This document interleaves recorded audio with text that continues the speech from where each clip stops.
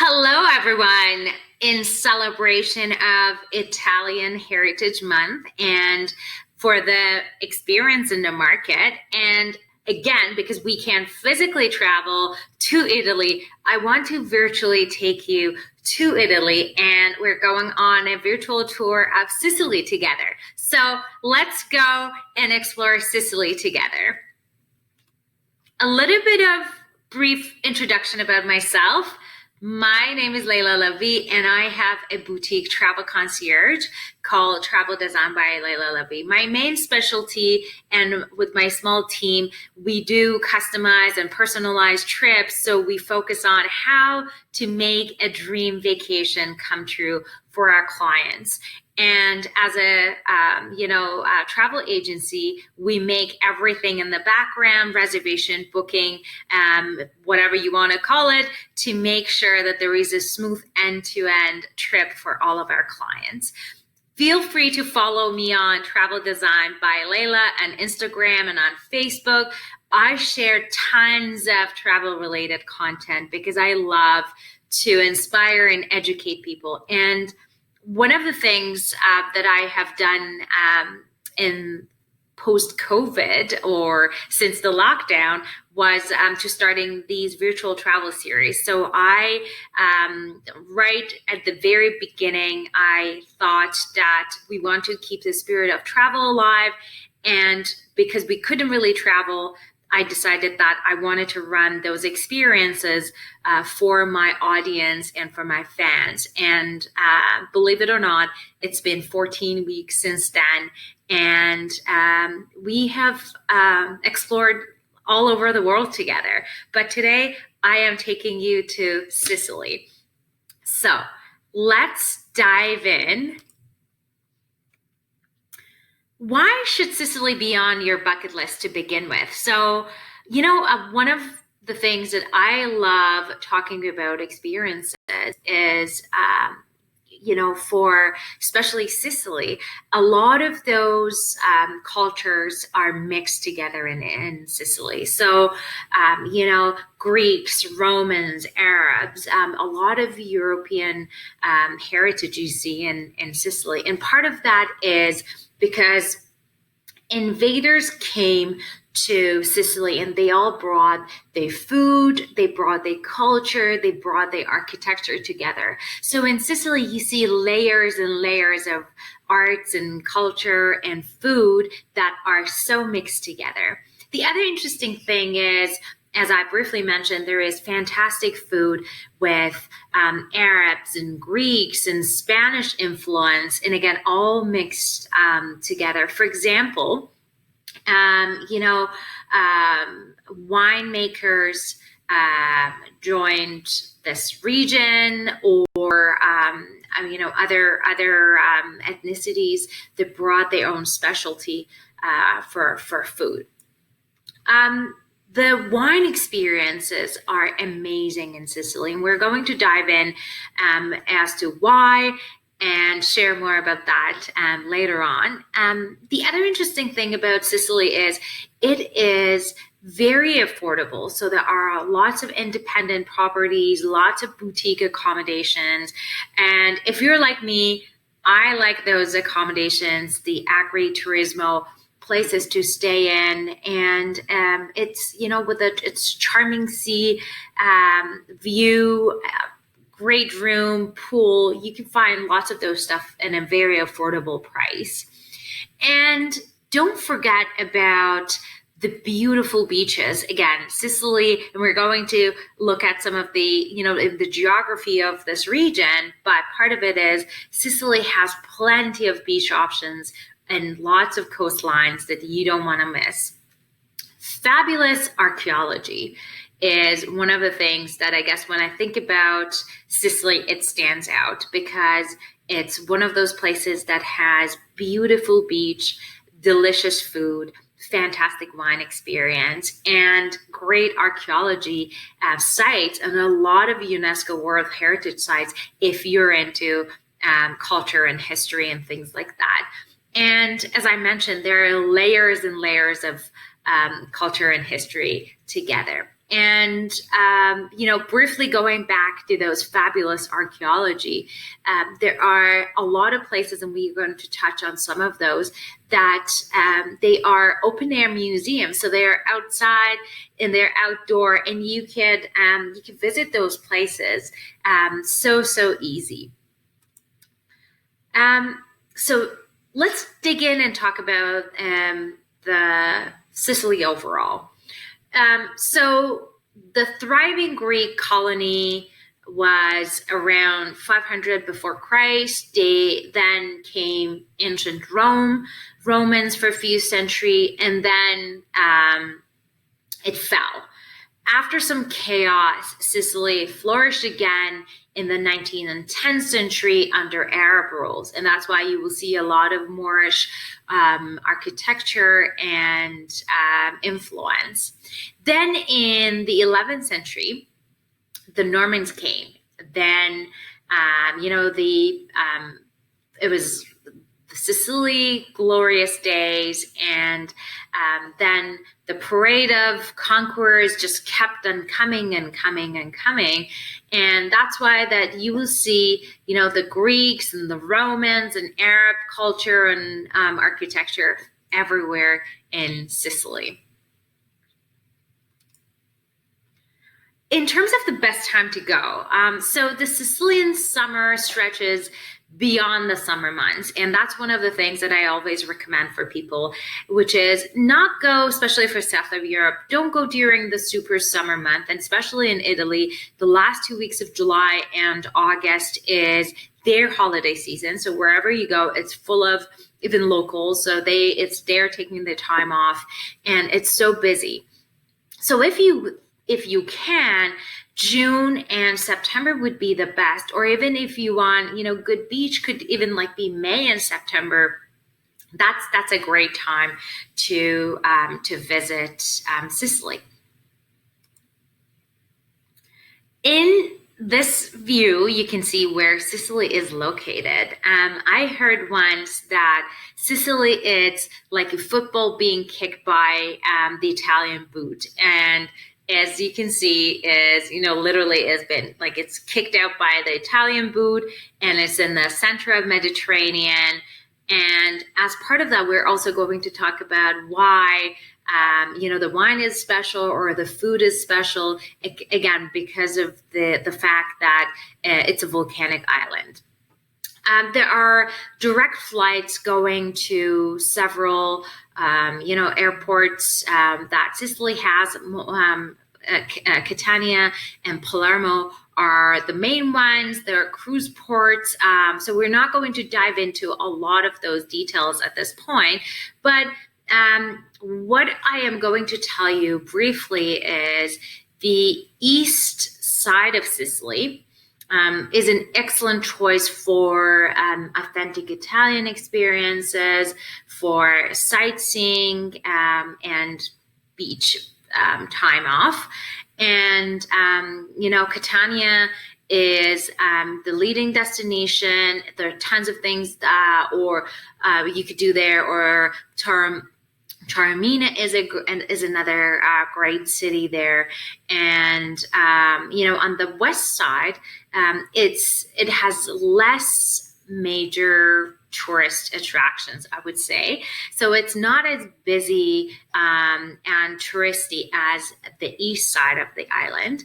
And the west side of the island is almost like the heart of Arabian culture and lots of Arab influence. And even in the southern Sicily, you would see it's a perfect place for people who are looking for coastal escapes, and places such as Agrigento are also known for their historical value in the south side. So that sort of gives you an overview of the island and how the east side and the west side and the south side is different from each other. In this presentation, I'm going to talk about several different things. So one, we're going to dive into food and wine. Then we're going to talk about arts and culture. And then later on, we're going to talk about some of the activities and some of the itineraries that you could do in your next visit to Sicily. So here is the gastronomy map of Sicily again. So Sicily is a blessed destination because of the rich soil. As I mentioned, it's a volcanic island, and it's a recipe book and a history book because as I mentioned, there are layers of history that is mixed, and all these people who at some point conquered and ruled Sicily, they brought their food together. So the food is very influenced by Arab, Romans, Greeks, and all of it's sort of like mixed together. And again, a little bit of back history. So 7th century BC was that's how far back the island goes in terms of the timing. And then we have the Greeks who brought their tradition, as we mentioned, and then the Spanish and the Arabs and all of that. And you can see all that influence in the food and culture. One of the very interesting and unique things that is, again, something that is something stands out, and it's the fish couscous. So there are the two main things that I'm going to talk about in this presentation, and one is, again, the fish couscous, and then the other thing is about the special chocolate that is in Sicily. So again, because of the Arab influence and how much they use couscous in their food, and again, because Sicily is surrounded by water, so lots of seafood, amazing food that you could have there.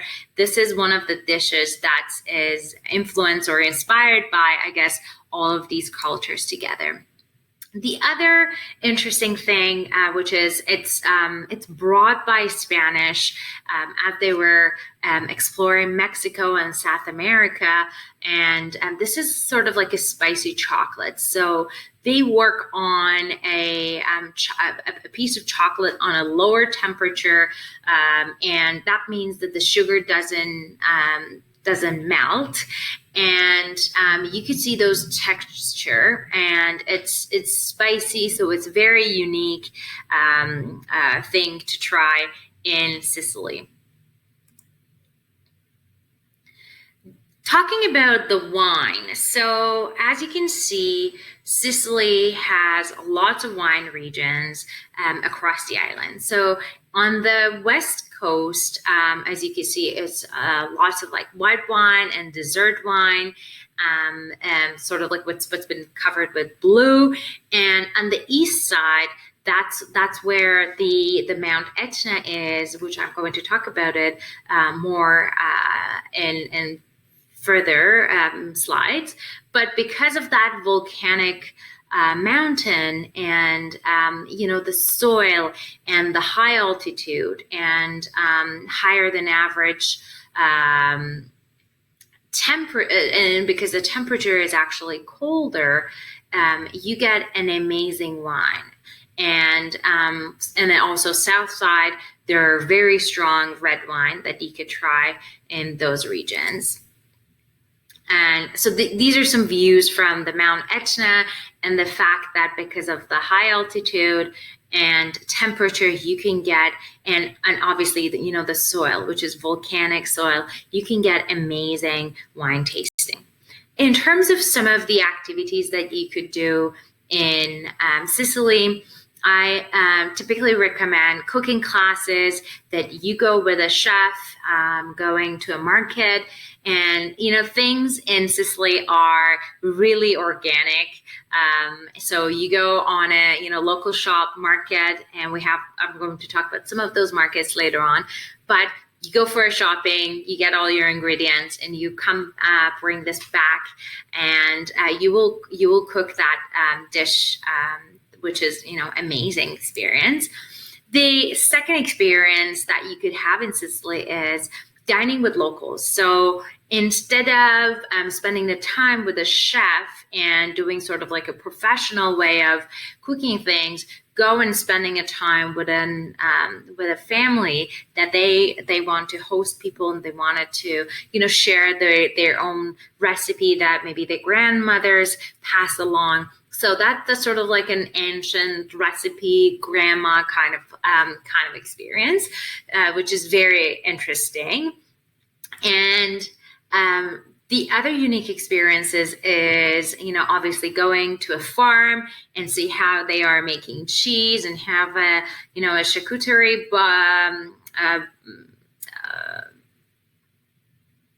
experience with that. And the other interesting thing about Sicily is you could go and have a truffle hunting experience, something that I think a lot of people associate that with some parts of France. But again, this is something that you could go actually, dig up those truffles and bring them back and cook with them. With those, the local experts. Wine touring and wine experiencing is something that highly I recommend you do in Sicily. The chocolate discovery, as I mentioned, the chocolate is special, and you could go with a local guide that takes you on different tours and different, chocolate tasting experiences, pizza making experiences, or bread making. And another interesting thing to do in Sicily is to go on a street food tasting, and they are all very different. So the taste of almost the exact same food, from the local side to the street food vendors, are all very different. So this is another interesting experience to have. Now we're getting into, so we've sort of like talked about food and wine, and now we're going to talk about the arts and culture side of Sicily, and then later on we're going to talk about more of the activities and some fun, interesting things to do. So as you can see, from the east to the west is 250 miles, and it covers 2,500 years of history, from Greeks, Venetian, Arab, Normans, Spaniards along the way. So it's, as you can see, there are so many interesting UNESCO World Heritage sites spread in all parts of Sicily. Going into, briefly talking about Palermo. As some of you may know, Palermo is the historical capital. It's a busy port, and it's crowned by a mountain, and it has, again, layers and layers of history. And so this is the picture on the right as the Palermo Cathedral. And if you recall, I did mention that there were various conquering nations and empires that had presence in Sicily. So this cathedral has different style, and it's truly fascinating building. Originally constructed in 1185 on the instruction of Pope Gregory I.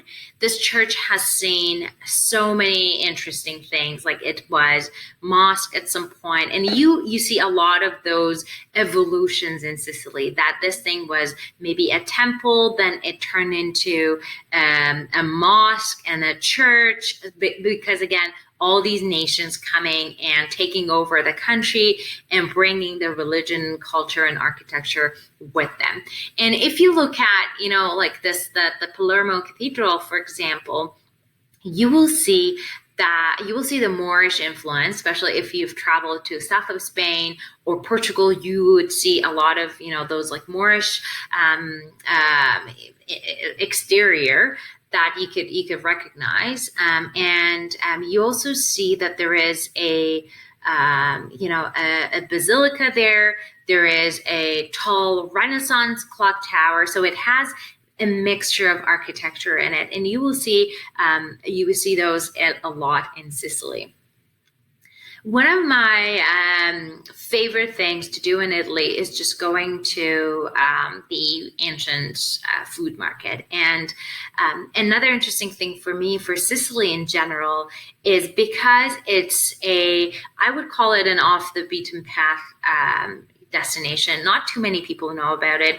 It hasn't been that much touristy yet, and that's why I think it's a great place that you put it on your bucket list and travel there. And when you go to one of these markets, you see all these vendors like shouting.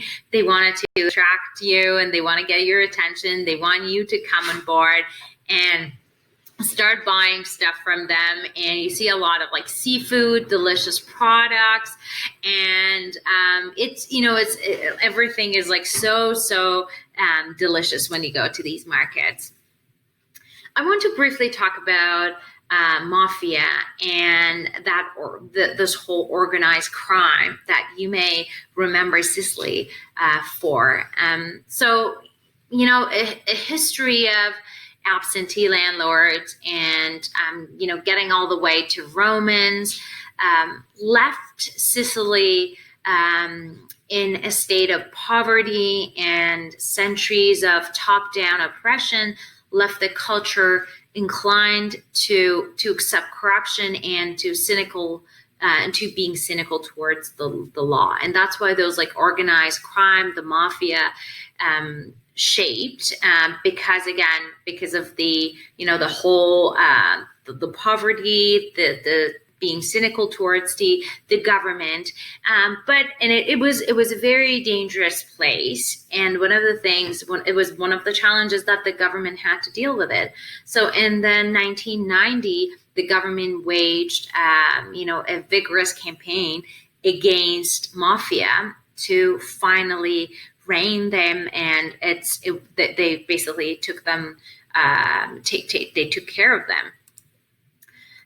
So these two are the two leading judges who led the charges against the mafia and the whole situation, but unfortunately they were assassins. So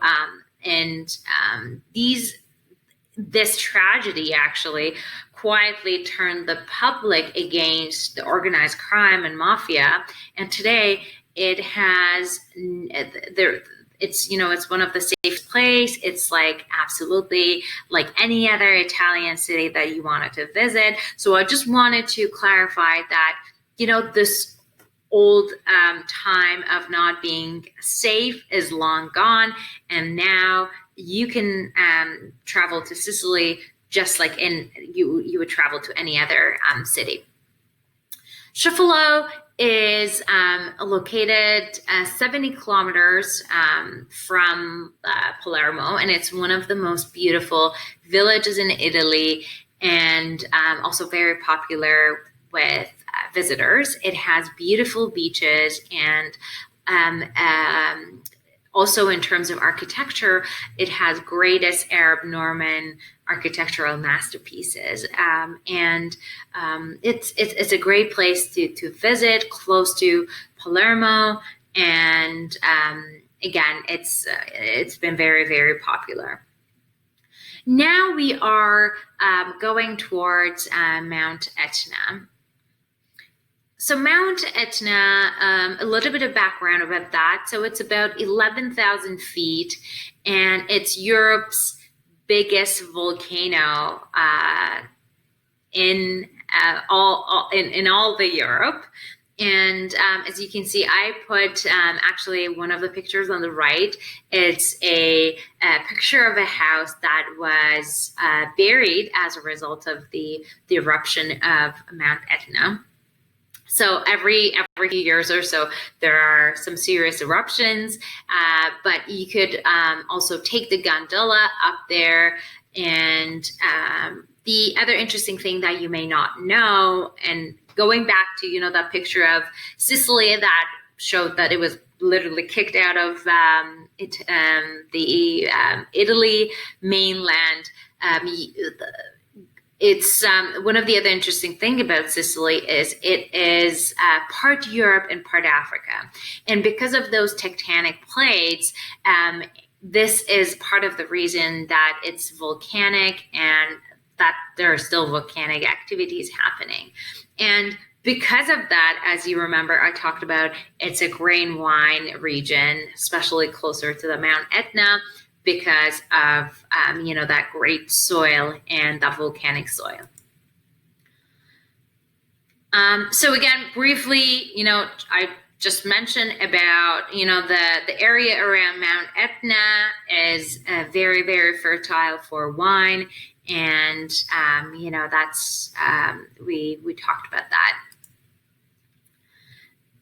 Now going back to Agrigento. So now we're going across the island and we're just talking about some of the highlights and some of the interesting things to do, some interesting facts, and some interesting things about Agrigento is, so this is the most impressive ancient site. And this place is called Valley of Temples in Agrigento because there are 12 temples, and that's why I said at the beginning it's an open air museum because there are tons of things that you could do, and they're all almost next to each other. They're super close.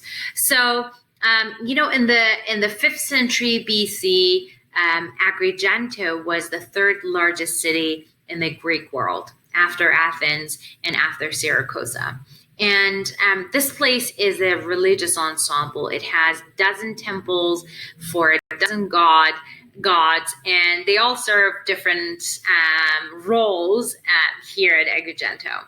And the most famous one is the Temple of Concordia, which is the most preserved out of all of those.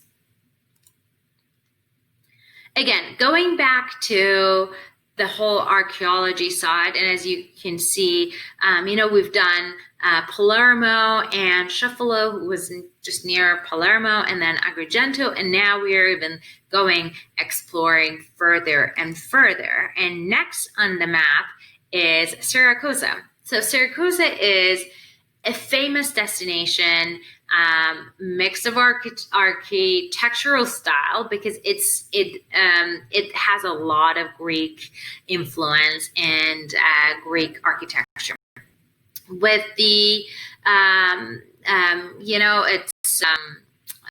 the Greek theater is a place that is super, super famous. And in the ancient time, it was used for plays and popular assemblies. But today is a place that there is a very interesting festival happens here. And it's called the Greek Classical Theater, which runs from May to July. It's one of the best festivals. And the other thing here on the left corner, you can see, so this is small island. It's like Manhattan to New York, and it's the historical center of Syracuse. It has lots of, those like little smaller valleys to walk, and it's a great, evening walk around the old town. Yeah, so this is, going back to, so Taormina is one of the other super interesting cities. It's Sicily's most spectacular resort. It's as famous as, Amalfi Coast and Positano. And one of the other interesting things that's happening here in Taormina is the International Festival of Arts during the summertime. So, and also the food festival. As you can see, it overlooks the water. There is a gondola that would take you down the water, and it's so beautiful. And it also has this, Greek theater, which is, 2,500 years ago. Greeks played live music or live theater here. And as you can see the background of water and Mount Etna in the background. So imagine 2,500 years ago, people were sitting here, Mount Etna in the background, and beautiful water, and how gorgeous it would look, and listen to the music. So the next destination is a splendid art city. And one of the things that is famous for this place is it has all the mosaics, and all of them are, the wall mosaics are super interesting. And they looked at all of these mosaics, and as you can see, there are some girls who are exercising with sort of like wearing what we call it today a bikini, and this is sort of like what they're famous for. And it's a great place to visit, and it's also a UNESCO heritage site. Going down, so we've done Palermo, we have done some central side, we've done, Siracusa, Taormina, and now we're going on more on the west side. So going to Erice is, closer to the Palermo. It's a picturesque village. It's, surrounded by small mountains. And one of the interesting things that you could do, and something that sort of stands out for me, is, so Erice is known as a city with 100 churches. And it was valued as a religious site, but by a lot of people. And part of that is because of that, stunning atmosphere the village has, and the mountain also as well. So this also, is a perfect place for hiking. Lots of people do tons of activities in that area, and a lot of trails to the summit of some interesting places that they have. You can see some churches there too. And it's close to Palermo. It's a medieval town. And one of the interesting things, as you can see here on the left up corner, is it's called the salt pans. So closer to Erice, there is this whole experience that water flows in, and they've created salt mines basically in that area. This is the other way to explore Sicily is this is sort of like what they call it, the time machine, and it takes you back in time. It has all those houses and shops, and they've created these villages the way that it looked like years and years ago. So they were farmers, they didn't have much, and so it's a great way to see how they were living back in 1800. An interesting thing that I wanted to mention was about the Siracusa Jewish neighborhood. So Siracusa is one, or perhaps was, one of the first cities in Eastern Italy to welcome Jews. And then the situation changed in 1492. And the Sicilian Jews were forced to leave the island after the long coexistence time with the rest of religions.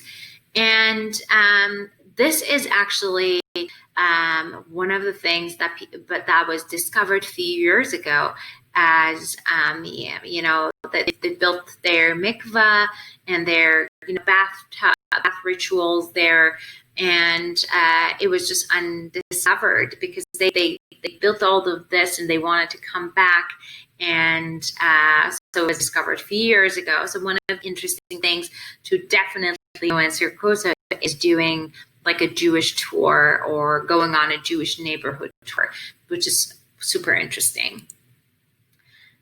One of the things that I always recommend to my clients is to go and, apart from which part of Italy you're visiting, definitely do the agriturismo. And by that, those are some farms that have some accommodation properties next to them or mixed together. Because they have farm, they are making their own food. They have all of their food made there. So it's a great place to just relax, have amazing food, some real organic food, and, just like enjoy those calm and relaxing time.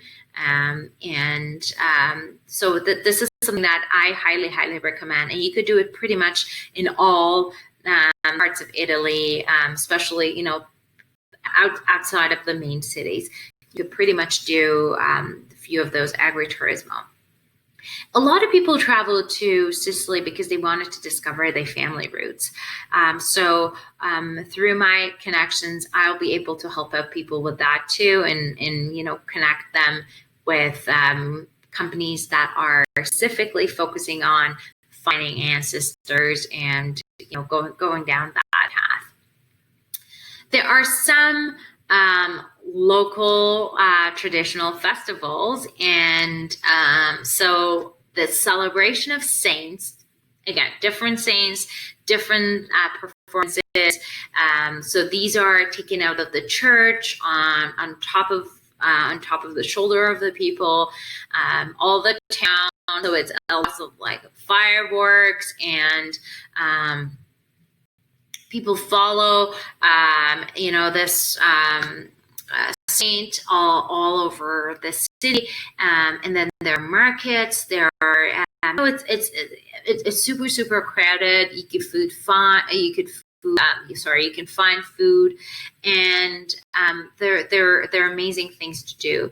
And one of the other things that I recommend for people to do is I can also organize a photographer if you want to go and to some of these festivals. So people are, you're capturing those moments as well.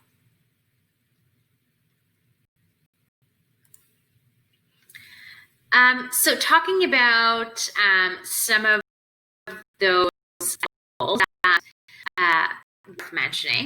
One is the Flower Festival.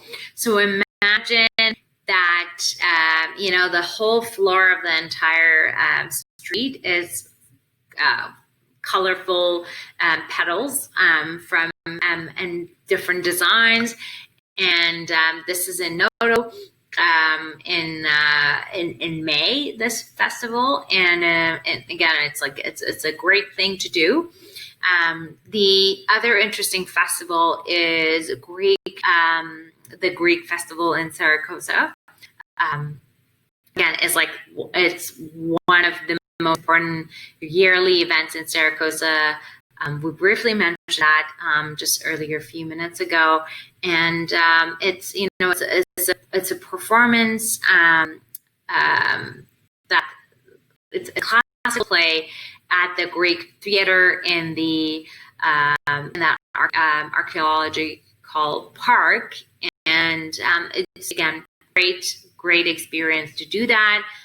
The Almond Blossom Festival is another interesting festival to do, and the Arab Northern architecture. So that was pretty much a brief description of the arts and culture. But as one thing, if I want to leave you with something, remember that Sicily is layers of culture, history, and then their food is also reflected by that. In terms of some outdoor activities, so definitely you could do a jeep ride, you could go on a wine tasting or a helicopter tour. You play golf, believe it or not, great destination to play golf. You could go on walking tours, and there are amazing guides that I always coordinate for my clients to help them to really see the beautiful places in Sicily that they need to get to. Boat tours or yacht tours, from one destination to another one, that's something that can be organized. And here I wanted to briefly talk about some of the itineraries, because we've so far talked about the food, arts and culture, some of the activities, but I guess a question that I get a lot is, how do we do all of these things in Sicily, again, to spend our time wisely? So one of the things I recommend is, again, depends on how much time you have, how much money you want to spend, but maybe you want to do more day tours on the east side, the west side, so you're not constantly going from the east side to the west side. So this is definitely, if you have very limited time and want to explore Palermo or Riche in the west side of the island, that would be a good itinerary. The other itinerary suggestion, if you wanted to see the west and the east, would be to explore the east side, and then on the day that you wanted to explore the west side, you go through Agrigento and Piazza Armana and get to the west side of the island. So it's a long day, kind of like touring, because you're touring and you're going from one destination to another one. But if you have limited time, that may be a very good option. And this one would be a fairly complicated one, because you would do the east side, then you will explore the middle part of the Sicily, and then you go to the west side and you do more activity and more touring on the west side from Siracusa and then to Etna, and even going exploring the Etna and Taormina area further. One of so if you're into food and wine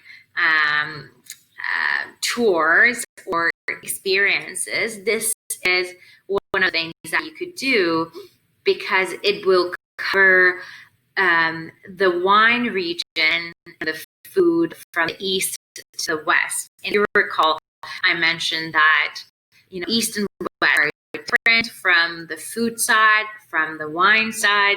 So if you wanted to explore it all, this itinerary probably would be one of the very best that you can. So you explore the east side and the wine, you explore the central side, so you're not missing out on the archaeological sites, and then you go to the west side and explore that area further, and then the wine and the food of the east and the south area. So in terms, if you want to extend your trip, obviously you could go to Amalfi Coast and spend a few days there, or you could go to Puglia, or you could go to Malta. Those options are all available to you, and they're all close by. So if definitely you have more time, I highly encourage you to do so. And we're going to talk about the virtual tour of Amalfi Coast tomorrow, so stay tuned for that. And the last thing I wanted to leave you with is one of my favorite quotes by Anthony Bourdain, which says, "Travel isn't always pretty. It isn't always comfortable. Sometimes it hurts. It breaks your heart, but that's okay. The journey changes you. It should change you. It leaves marks on your memory, on your consciousness, on your heart, and on your body. You take something with you. Hopefully you leave something good behind." And